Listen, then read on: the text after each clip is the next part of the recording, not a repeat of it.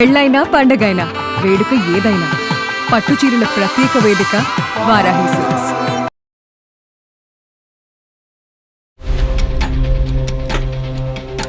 మా నాన్నగారు ఉన్నప్పుడేమో మంచిగా చూస్తున్నట్టు యాక్టింగ్ చేస్తారు. మా నాన్నగారు ఎప్పుడైతే ఇంకా బయటకు వెళ్ళిపోవడం, నన్ను కొట్టడం, తిట్టడం, పని చేపించుకోవడం, ఆమె గురించి నా చదువుని కూడా దూరం చేసుకున్నాను సార్. ఎంతైనా సొంత తల్లే కానీ సవిత తల్లే కదా సార్.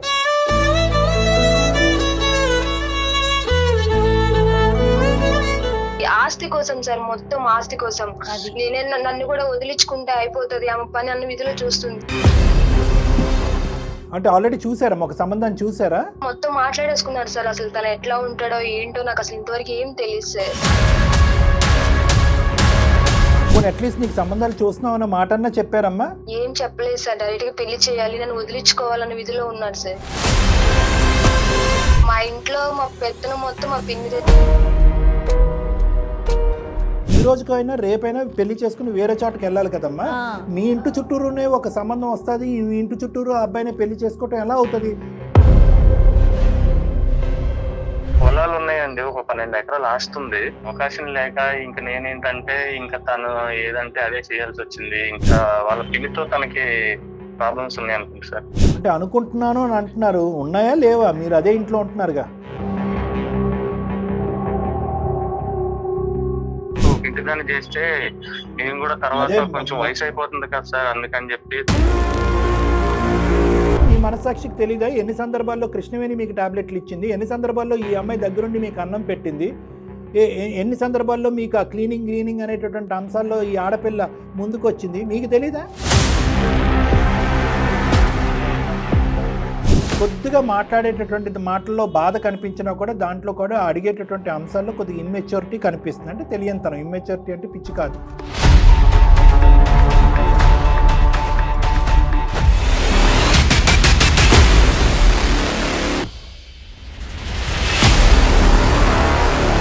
అందమైన జీవితం. నమస్తే డాక్టర్ గారు. నమస్తే జయ గారు. కృష్ణవేణి అనే ఒక ఆవిడ మనకి మెయిల్ చేశారండి. మెయిల్ టోటల్ సారాంశం ఏంటి అంటే, మా నాన్నని నేను కాపాడుకోలేకపోతున్నాను, దయచేసి కాపాడండి. నాకు అర్థం కాల, ఏంటి తండ్రి ప్లస్ ఇమీడియట్గా కొంచెం రెస్పాండ్ అవ్వండి అని కూడా పెట్టారు. అందుకని వెంటనే తీసుకున్నానండి. ఒకసారి అసలు కృష్ణవేణి గారితో మాట్లాడదాం, ఆవిడ సమస్య ఏంటో తెలుసుకుని తగిన విధంగా మనము మీరు సలహా ఇద్దరు కానీ. తప్పకుండా మేడం.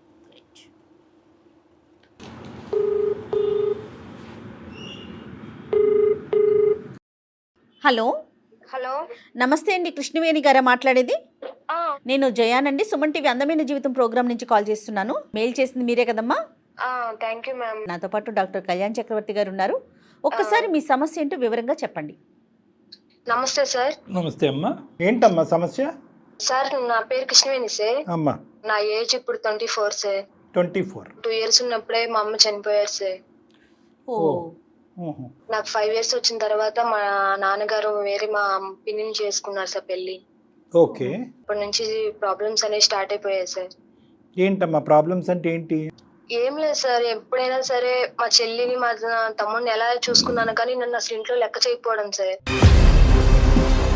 మీరు ముగ్గురా? నువ్వు తమ్ముడు చెల్లినా? తమ్ముడు చెల్లి ఎవరికి? అంటే వాళ్ళ పిన్ని. పిన్ని. Okay okay. పిన్ని అంటే ఆవిడ మీకు ముందే తెలుసా, లేకపోతే ఇప్పుడు రిలేషన్ ప్రకారం మీరు పిన్ని అని పిలుస్తున్నారా? మీ అమ్మగారు చెల్లెలమ్మా? మా డాడీ పెళ్లి చేసుకున్నారు కదా సార్. అంటే మీకు అమ్మ వాళ్ళ సొంత చెల్లినా ఆవిడ? లేదు, బయట వాళ్ళు ఏంటి సార్. సో మీ చెల్లిని తమ్ముడిని చూసుకున్నంత ఇదిగా నిన్ను చూసుకోదు, నిన్ను పట్టించుకోదు. చూసుకోవచ్చు సార్. ఎంతైనా సొంత తల్లే కానీ సవిత తల్లే కదా సార్. ఎట్లా అంటే సార్, మా నాన్నగారు ఉన్నప్పుడేమో మంచిగా చూస్తున్నట్టు యాక్టింగ్ చేస్తారు. మా నాన్నగారు ఎప్పుడైతే ఇంకా బయటకు వెళ్ళిపోవడం, నన్ను కొట్టడం, తిట్టడం, పని చేపించుకోవడం, ఆమె గురించి నా చదువుని కూడా దూరం చేసుకున్నాను సార్. అసలు ఎంతవరకు చదువుకున్నావు తల్లి నువ్వు? నేను ఆ ఇంటర్ కంప్లీట్ అయిపోయింది. తర్వాత ఇంకా నిన్న ఇంట్లో ఉంచేసారా? ఆ ఇంట్లో ఉంచేసి ప్రతి పని నాతోనే చేపించుకునేవాళ్ళు మ్యామ్. అసలు ఈ బాధ ఎవరికి చెప్పుకోవాలో కూడా అర్థం కాదు. నాకు చెప్పుకోవడానికి తల్లి కూడా లేదు. మా నాన్న తప్ప నాకు ఎవరున్నారు మ్యామ్. నాన్నగారు ఏం చేస్తారమ్మా? నాన్నగారు వ్యవసాయం చేస్తారు. సౌత్ తల్లి దగ్గర నుంచి వచ్చే ఇబ్బందుల గురించి మాకు చెప్పడానిక, దానికి మించి ఏమైనా ప్రాబ్లం ఉందా?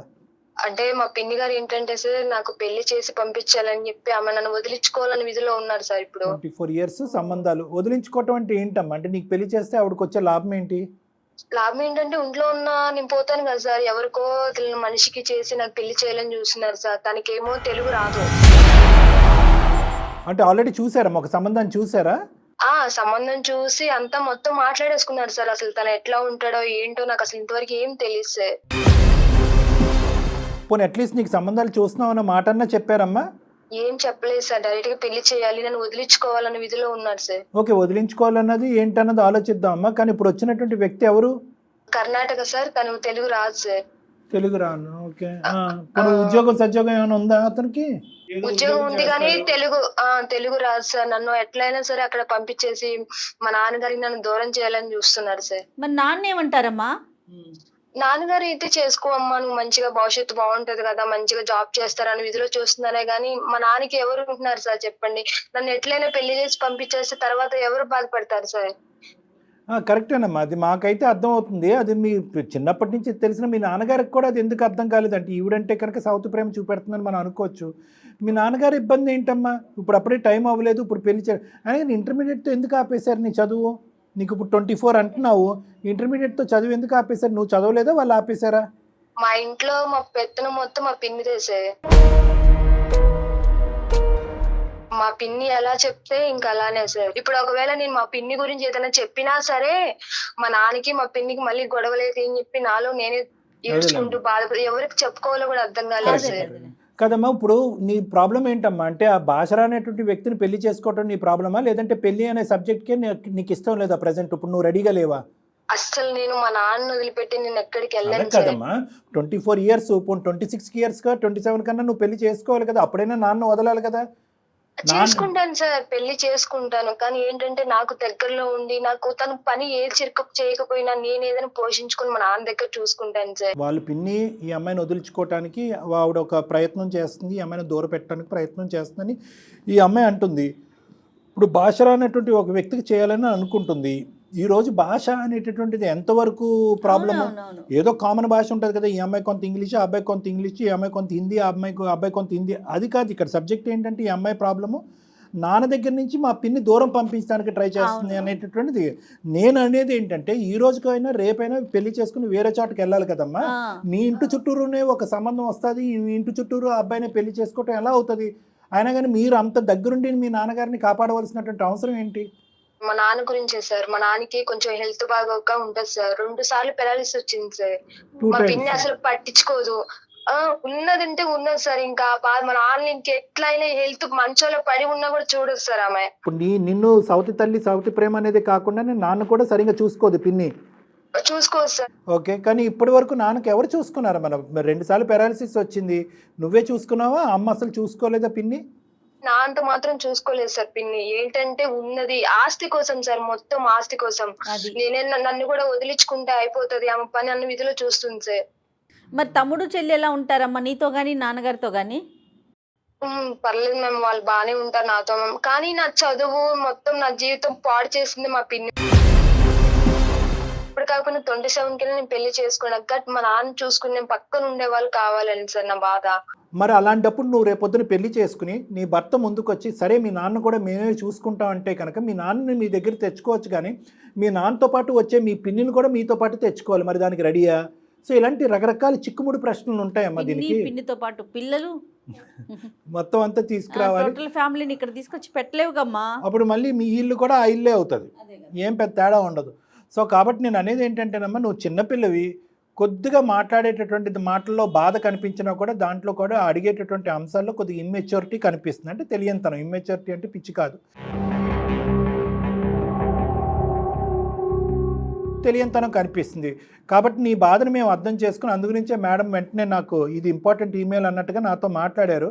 కొద్దిగా నీ దగ్గర నుంచి ఇంకొంత క్లారిటీ కావాలమ్మా. మేము ఎవరితోనో మాట్లాడాలా, లేదంటే నీకే సలహా ఇచ్చి వదిలేయచ్చా? మా నాన్నగారితో మాట్లాడితే ఈ ప్రాబ్లం సొల్యూషన్ దొరుకుతుంది సార్. నాన్నగారితో? ఓ నైస్. ఓకే, అంటే మేము ఇంకా ఏమనుకున్నాం అంటే వాళ్ళ పిన్నితో మాట్లాడాలనుకున్నా. మామూ సార్, పిన్నికి అట్లా ఈ విషయం తెలిస్తే నన్ను ఇంకా చంపేస్తుంది సార్. పిన్ని మాట విని కూడా నాన్నగారు అసలు నా మాటలు వినట్లేదు సార్ ఇప్పుడు. మరి కాదు ఇప్పుడు ఓకే అంతవరకు అర్థమైందిరా. నాన్నగారికి ఏం కమ్యూనికేట్ చేయమంటావమ్మా? ఎల్లకాలం నాన్నగారు సేవ చేయటం గురించి నా పెళ్ళిని నాన్నగారి యొక్క సేవ చుట్టుముడతాను, నా భవిష్యత్తుని చుట్టుముడతానంటే ఎంతవరకు అది కరెక్ట్? మా నాన్న మంచం మీద పడిపోతే పెరాల్సి వచ్చి అక్కడ సంతకం పెట్టు ఇక్కడ సంతకం పెట్టు ఆస్తి కోసమే తప్ప మరి నా మొగుడు నా కూతురు అని చెప్పి ఆ మాత్రం ఆలోచించదు మేము అసలు.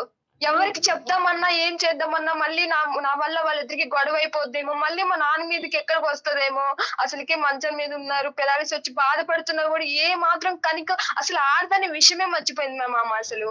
అసలు ఏంటమ్మా ప్రాబ్లం ఏంటి? ఆమె సమస్య మొత్తం నేనే మ్యామ్. నా దరిద్రం వదిలించుకుంటే పోతుంది, ఆస్తి మొత్తం ఆమె పేరు మీద రాపించుకోవాలి. ఆస్తి కావాలి. దానికి ఏంటంటే నాన్నగారికి తిండి పెట్టకుండా మందులు పెట్టకుండా ఆ పరిస్థితిని అతను ఆ విధంగా చేయాలి, అడ్డుగోడలా నిలబడినటువంటి నిన్ను తొలగించాలి, అంతేనా? ఓకే ఓకే, పెద్ద ప్లానే ఉంది మీ పిన్నికి. ఇక్కడ మీ తండ్రికి సంబంధించినటువంటి ప్రాణభయం ఉంది నీకు, అంతేనా? అవును సార్. Right, okay. అంటే ఆస్తి కోసం తనేదో ఇబ్బంది పెడుతున్నట్లున్నారు. ఆస్తి గురించి ఇబ్బంది కదే మేడం, బట్ ఐ థింక్ అమ్మాయి చెప్పింది కదా, ఆవిడకి ఒకటే ఎజెండా, ప్రతిరోజు ఆ కాగితం తీసుకురావటం సంతకం పెట్టు అని అంటాం. తిండి పెట్టేది గిండి పెట్టేది ఏమీ లేదు, సంతకాలు పెట్టాలి, మందులు ఇవ్వటం అనేది లేదు, అతను సుఖాలు కానీ అతని అవసరాలు కానీ, సుఖాలు పక్కన పెట్టండి, అవసరాలు చూసుకోవటం అనేది లేదు. సో ఇప్పుడు ఏమంటావు అమ్మా? ఇప్పుడు కృష్ణవేణి నాన్నగారితో మాట్లాడాలి. నాన్నగారి పేరేంటమ్మా? సుబ్బారావు సార్. పక్కనే ఉన్నావా లేదంటే ఫోన్ కలుపుతావా? ఫోన్ కలుపుతాను సార్. ఓకే, నువ్వు వేరే చాట్ ఉన్నావు, సరే కలుపు, సరే చూద్దాం, మాట్లాడు. ఈ అమ్మాయికి పాపం ఎక్స్ప్రెస్ చేయటం రావట్లేదు, కానీ తన ప్రాబ్లం ఏంటి, తను వెళ్ళిపోతే నాన్నకి ప్రాణానికి హాని ఉంది. దయచేసి లైన్ లో వేచి ఉండండి, आपका कॉल होल्ड पर है. హలో నాన్న. తల్లి చెప్పరా. మందులు వేసుకున్నావు నాన్న? వేసుకున్నానమ్మా, చాలాసేపు అయింది వెళ్ళి, ఇంకా రాలేదేంటన్నా? వస్తా నాన్న. నేను సుమన్ టీవీకి ఒక మెయిల్ పెట్టానన్న, వాళ్ళు లైన్ లో ఉన్నారు, ఒకసారి మాట్లాడతావా? సుమన్ టీవీ వాళ్ళ? ఏమైందన్నా? పేరేంటి మేడం అతని పేరు? నా పెళ్లి గురించి నాన్న. ఇంకొన్ని రోజుల్లో పెళ్లి పెట్టుకొని ఇప్పుడే నాన్న. నమస్తే సుబ్బారావు గారు, నా పేరు డాక్టర్ కళ్యాణ్ చక్రవర్తి అండి. మేము సుమన్ టీవీ ఆన్లైన్ జీవితం నుంచి, నేను జయ మేడం, మీరు బహుశా మా కార్యక్రమం చూస్తారో లేదో నాకు తెలియదు, కానీ నేను జయ మేడం ఇక్కడ ఉన్నాము. నమస్తే అండి సుబ్బారావు గారు. నమస్తే మేడం, చూస్తాను సార్, నేను మీ ప్రోగ్రామ్స్ చూస్తుంటాను sir. Thank you sir, thank you. మరి మా ప్రోగ్రామ్స్లో అంటే మేము చేసేటటువంటి ప్రయత్నం ఏంటి అనేది మీకు ఆల్రెడీ అర్థమైంది కాబట్టి మాది కూడా, మా జాబ్ కూడా సులభమైందని మేము అనుకుంటున్నాము. ఈరోజు మీ అమ్మాయి ఒక చాలా అంటే ఇబ్బందికరమైనటువంటి పొజిషన్లో మమ్మల్ని ఆశ్రయించిందండి. నిజంగా ఆ అమ్మాయి మాటలు కూడా సరిగా లేదు. అంటే ఆ అమ్మాయి ఉన్న మానసిక పరిస్థితి, పడినటువంటి వేదన, చిన్నప్పటి నుంచి మీరు చేసుకున్నటువంటి మీ రెండో భార్య యొక్క ప్రవర్తన వల్ల అవనండి, ఆవిడ స్వార్థపూరితమైన ఆలోచనలు, ఆవిడ ఉండే వికృతమైనటువంటి పరిస్థితి, ఆవిడ దానివల్ల ఆ అమ్మాయి చాలా ఇబ్బంది పడి మానసికంగా కూడా ఆ అమ్మాయి స్టేబుల్గా లేదు, తన యొక్క సమస్యను కూడా పూర్తిగా వర్ణించలేకపోతుంది. అందులోంచి జీర్ణించుకొని నిదానంగా బయటపడతారా దేవుడు అనుకునేటప్పటికి మీరు పెళ్లి సంబంధం చూసి పెళ్లి చేయబోతున్నారంట. ఆ అమ్మాయి బాధ ఒకటే, పెళ్లి చేసుకోను అని నేను అనట్లేదు, కానీ ఇప్పుడున్న పరిస్థితుల్లో నేను పెళ్లి చేసుకుంటే కనుక నేను ఆ అనుక్షణం కంటికి రెప్పలాగా మా తండ్రిని కాపాడుకుంటున్నాను, ట్యాబ్లెట్లు వేసుకుంటున్నాడా, తిండి పెడుతున్నాడా, నిద్రపోతున్నాడా, అతని ఆరోగ్యం ఎలా ఉంటుందో చూసుకుంటున్నాను. నేను లేకపోతే కనుక మా నాన్నగారికి ప్రాణం నిలబడటం కూడా చాలా కష్టమే. అంత దయనీయమైనటువంటి పొజిషన్లో అంత భయంకరంగా మా పిన్ని చూసుకోదు వాస్తవానికి. అతనికి అలా గాలిగా వదిలేస్తుంది. నేను పడినటువంటి హింస నేను ఎంతకాలమైనా పడ్డానో దానికి నేను మెంటల్లీ ప్రిపేర్డ్. కానీ నేను పెళ్లి చేసుకుని ఇంట్లోంచి బయటకు వెళ్ళిపోతే మా నాన్న పరిస్థితి ఏంటి, కాబట్టి నేను ప్రస్తుతానికి పెళ్లి చేసుకోవటానికి రెడీగా లేను అని అంటుందండి ఆ అమ్మాయి. మీ వాదన ఏంటి సార్, మీ ఆలోచన ఏంటి? వాళ్ళ పిన్నితో తనకి ప్రాబ్లమ్స్ ఉన్నాయి అనుకుంటా సార్. ఓకేనండి, ఏంటండి ఆ ప్రాబ్లమ్స్? మీ దృష్టికి వచ్చినాయా, మీరు గమనించారా? అంటే అనుకుంటున్నాను అని అంటున్నారు, ఉన్నాయా లేవా? మీరు అదే ఇంట్లో ఉంటున్నారుగా. అంటే మాకంటూ దగ్గర చుట్టాలు ఎవరు లేరు సార్. ఏంటంటే నా మొదటి భార్య చనిపోయిన తర్వాత ఇప్పుడు తను కూడా పెంచి పెద్ద చేసింది కూడా ఈమె, మా కృష్ణవేణిని. ఇంకా అన్ని బాధ్యతలు తన చేతిలోనే పెట్టాము. కానీ తిను ఇప్పుడు ఇట్లా అంటే మళ్ళీ ఈమె రెండో భార్య దగ్గర నేను మళ్ళీ ఇదవుతాను సార్. సార్ మీరు ఇదవుతారా అదవుతారా అనేది కాసేపు పక్కన పెట్టండి. నేను ఒకటే పాయింట్ నేను మిమ్మల్ని అడుగుతున్నాను. ఈరోజు మీ అమ్మాయి కృష్ణవేణి నిజంగా వాళ్ళ తల్లి చేతిలో హ్యాపీగానే పెరిగిందా? ఆవిడ తరపున మీరు మాట్లాడకండి. ఈరోజు మీ అమ్మాయి చాలా బాధతో ఈరోజు మా ఎదురుగుంటూ వచ్చి, సింపుల్గా చెప్పాలంటే ఆ ఇంట్లో నేను బ్రతుకున్నటువంటి జీవోత్సవంలా బతికానండి, నాకంటూ ఒక ఇండివిజువాలిటీ లేదు, అర్ధాంతరంగా నా చదువు అయిపోయింది, కేవలం తండ్రి అక్కడ ఉన్నాడు, తండ్రిని కాపాడాలనే ఉద్దేశంతో పాటు నేను అక్కడ ఉన్నాను, కానీ లేదంటే ఒక్క నిమిషం కూడా ఒక మనిషి అన్నవాడు అక్కడ బతకడని అమ్మాయి చెప్పింది ఇందాక. ఆ అమ్మాయి మీ రెండో భార్య చేతిలో నిజంగా ఈ అమ్మాయి సుఖపడిందా? హ్యాపీగానే పెరిగి ఈ వయసు వచ్చిందా అమ్మాయికి?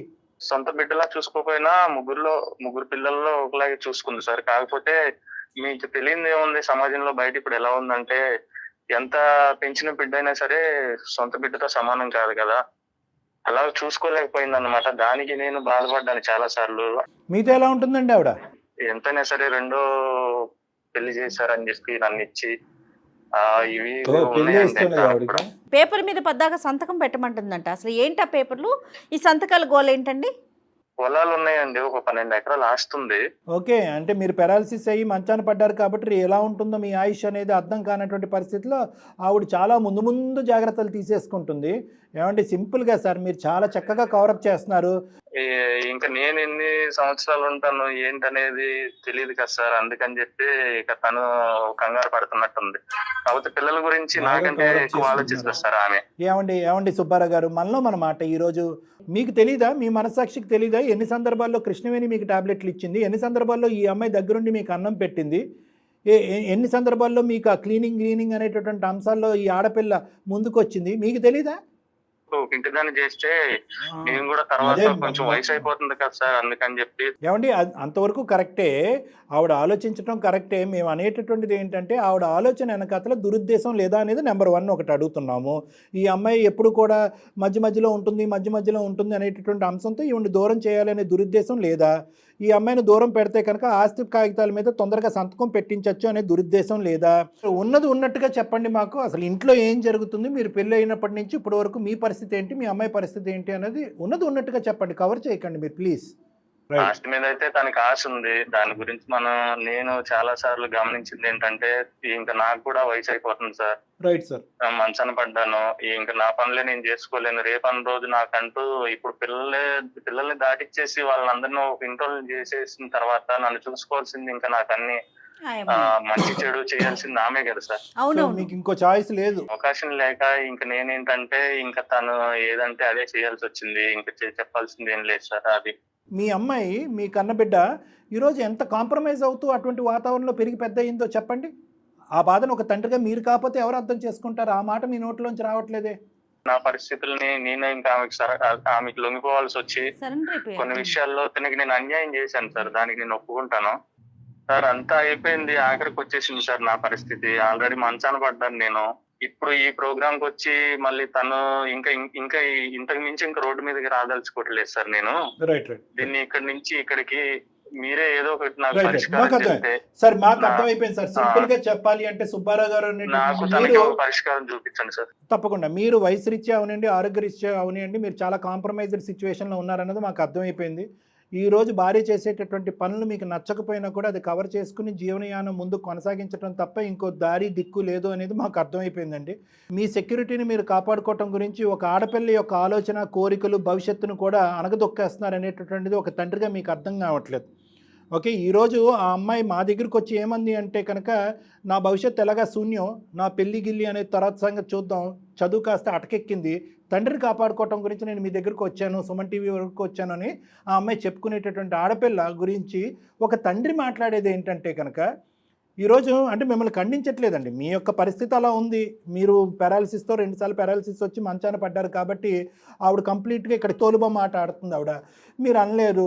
ఇప్పుడు రేపొద్దున ఈ రోజు కాకపోయినా రేపైనా గట్టిగా ప్రెషర్ పెడితే మీరు సంతకం పెడతారు. సరే ఆస్తి మాట దేవుడు ఎరుగు, ఎవరికి ఉంటుంది ఎవరికి పొద్దున్న తర్వాత చూద్దాం. కానీ ఏం కోరుకుంటే ఏమొచ్చింది ఆ అమ్మాయికి?